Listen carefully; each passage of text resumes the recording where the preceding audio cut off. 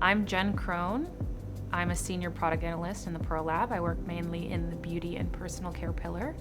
I'm from New England, Cambridge, Massachusetts specifically, and I went to school at Northwestern University studying chemical engineering.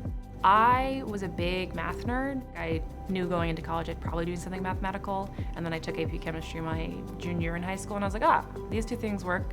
I like to do something applied, so let me try chemical engineering. So that's how I picked my major. I took my first 3D art class in high school, so as a sophomore, it was called 3D art. We did metal sculptures, we had these little handheld welders. I just like having something in my hands that I can say I did and I made, and it's got a weight to it. I think that's also why I love consumer goods, because I can work on something and then go into a Target or a Sephora or whatever and be like, that was what I did. It's very close to people. So I worked for Newell Brands, which is a big CPG company, but I worked in their writing division. So I did chemical product development for Sharpie, Expo, Prismacolor, highlighters, Elmer's glue. I was on the color team, and then my last 9-10 months I switched over to being a program manager. Pearl reached out to me, so I was recruited by Pearl. They reached out to me and said, hey, are you interested in consulting? And I was like, I don't know. I'd never done a case interview, never considered it. It was not what I was looking for. And so it was really interesting to see the opportunity to work on a bunch of different brands, a bunch of different kind of lenses. So looking at DTV, or looking at design for sustainability, or looking at, top line growth, etc.